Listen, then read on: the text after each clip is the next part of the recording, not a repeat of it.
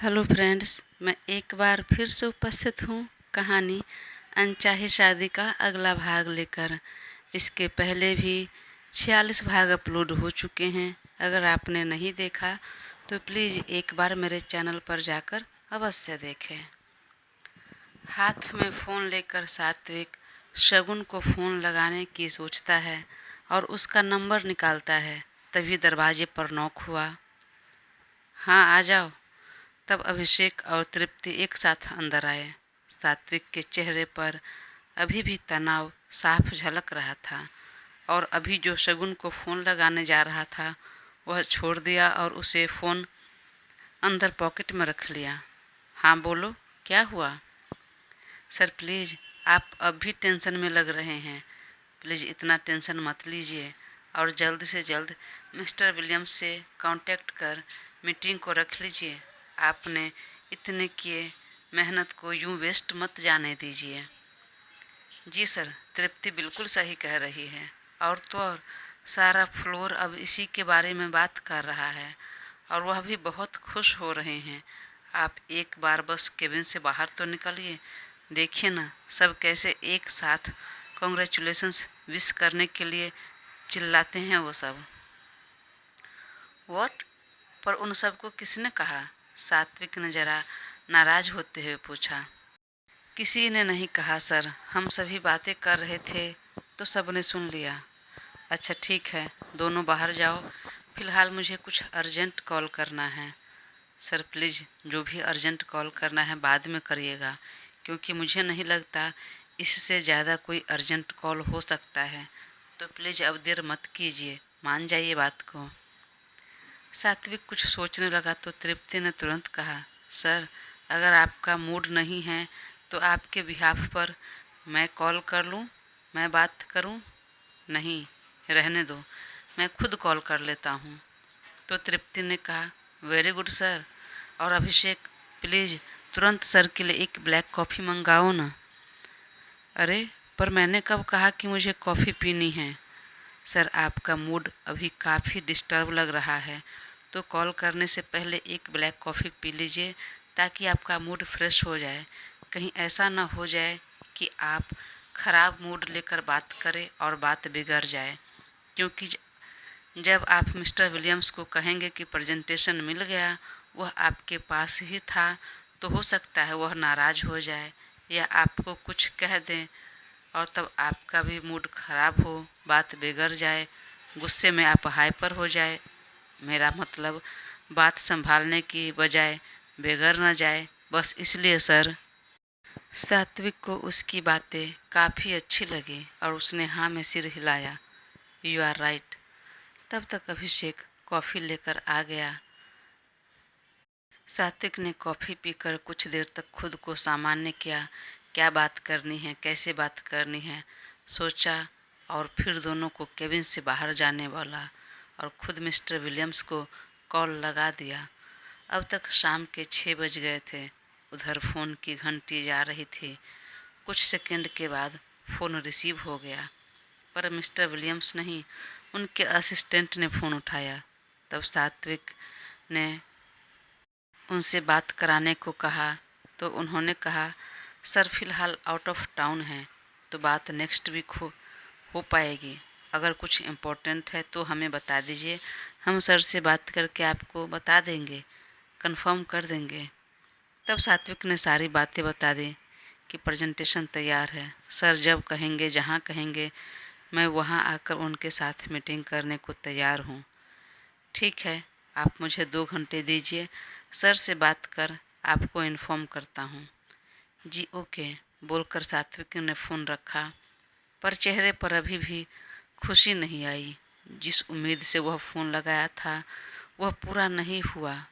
पता नहीं mister Williams कब का डेट रखेंगे, क्या कहेंगे, इसी उलझन में था। और अपने इस उलझन को दूर करने के लिए उसने एक बार फिर तृप्ति और अभिषेक को अपने केबिन में बुलाया और बिजनेस के बारे में डिस्कस करने लगा।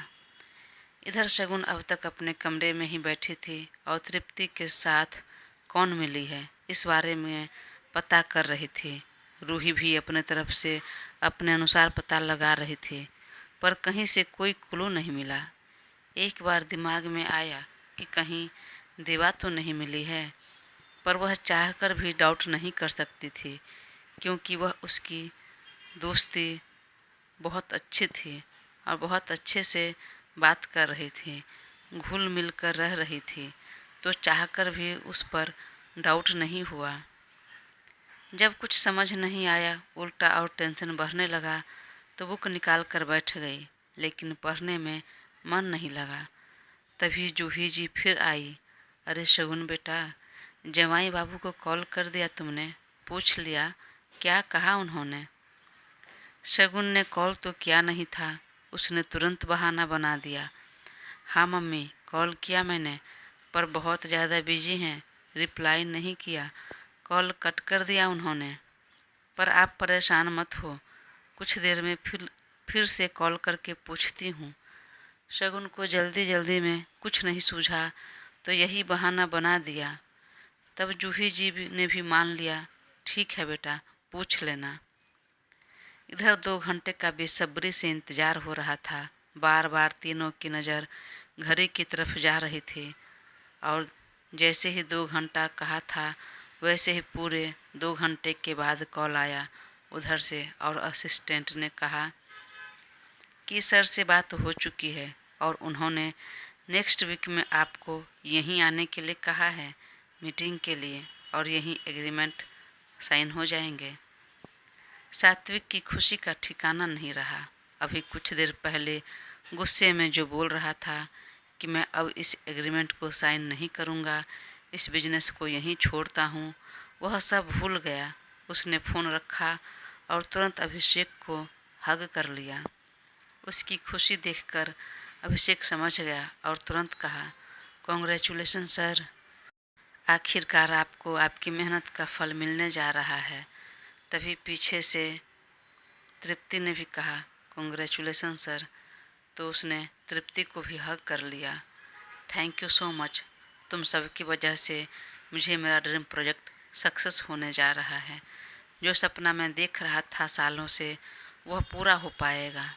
हम कल शाम को ही निकल जाएंगे और एग्रीमेंट साइन होते ही तुम दोनों को एक अच्छा और स्पेशल रिवॉर्ड मिलेगा मेरी तरफ से। और हाँ, तुम लोग घर जाते ही आज ही अपना जो भी ज़रूरत की चीज़ें हैं पैकिंग कर लेना। मुझे कोई एक्सक्यूज नहीं चाहिए। कल तुम दोनों भी मेरे साथ चल रहे हो। तब दोनों ने हाँ में सिर हिला दिया। ठीक है, तुम लोग कुछ खाने के लिए मंगाना है तो मंगा लो। ओके सर, पर आप खाएंगे तो मंगाते हैं। ठीक है, मैं भी खा लूँगा। फिर क्या मंगा रहे हो? सबवे मंगा लें? मंगा लो। तब तक मैं एक ज़रूरी कॉल करके आता हूँ, बोलकर पॉकेट से मोबाइल निकाला और चेयर से उठकर बालकनी की तरफ जाने लगा। लेकिन तृप्ति ने तुरंत कहा, सर कहाँ जा रहे हैं मोबाइल लेकर? इतनी बड़ी गुड न्यूज़ है तो चलिए ना, हम सेलिब्रेट करते हैं, साथ में खाते हैं। पर आप फिर कहीं जा रहे हैं? अरे यार, तुम लोग पार्टी करो ना, जो मंगाना है मंगा लो, या बाहर जाना है तो चले जाओ। मैं जा रहा हूँ अपनी दुल्हनिया को मनाने, शगुन को कॉल करने। कल उसे भी साथ में लेकर जाना है। अब तक उसका गुस्सा, नाराज़गी काफ़ी कम हो गया था और उसे अपने कई बातों पर पछतावा हो रहा था, और आँखों के सामने बार बार शगुन का आंसू भरा चेहरा भी याद आ रहा था। तो उसे बहुत बेचैनी हो रही थी, इसलिए शगुन से बात करने जा रहा था। पर तृप्ति ने कहा, सर आप खा लीजिए पहले, फिर आराम से बात कर लीजिएगा। तब तक उनका ऑर्डर भी आ चुका था, तो तीनों एक साथ बैठ गए खाने के लिए। तभी सात्विक का फ़ोन बजा। देखा तो जूही जी कॉल कर रही थी। उसने तुरंत रिसीव किया। Yes mom. बेटा, आज रात डिनर इधर ही कर लेना। कल रात तुम कब आए पता नहीं चला, कुछ खाया भी नहीं और सुबह भी ठीक से नाश्ता नहीं किया, तो आज रात हम सब के साथ डिनर करना। ठीक है मॉम, पर अभी फ़िलहाल मैं थोड़ा बिजी हूँ, पर मैं कोशिश करूँगा। कोशिश नहीं, तुम आज डिनर हमारे साथ कर रहे हो। ठीक है मम्मा। वैसे शगुन ठीक है? कहाँ है वह? अपने कमरे में है। क्यों, तुम्हारी बात नहीं हुई? वह तुम्हें कॉल कर रही थी पर शायद तुम रिसीव नहीं किए। ठीक है मम्मी, मैं बात कर लेता हूँ। और जूही जी के फ़ोन रखते ही उसने फ़ोन के कॉल लॉग में जाकर चेक करने लगा। क्या शगुन ने वाकई कॉल किया था? वह dial number, receive call, missed call सब में देखा पर कहीं नहीं था। व्हाट्सएप कॉल में भी देखा पर वहाँ भी नहीं था। ओह, शायद उसने अपनी माँ से बहाना बनाया होगा, झूठ बोला होगा। कोई नहीं, मैं कॉल करता हूँ। और वह सब छोड़कर एक बार फिर उठ गया। जो कि तृप्ति सब नोटिस कर रही थी और मन ही मन बोली, यह इंसान इतनी जल्दी मेरी बातों में, मेरी चाल में फंसने वाला नहीं है। इतना सब होने के बाद भी बीवी का मुंह नहीं छूटा, कम नहीं हुआ। इससे पहले कि सब सही हो जाए, मुझे जल्द से जल्द अपना अगला दांव फेंकना होगा। और उसने तुरंत कहा, सर आप बार बार खाना छोड़कर क्यों उठ जाते हैं? कहाँ जा रहे हैं?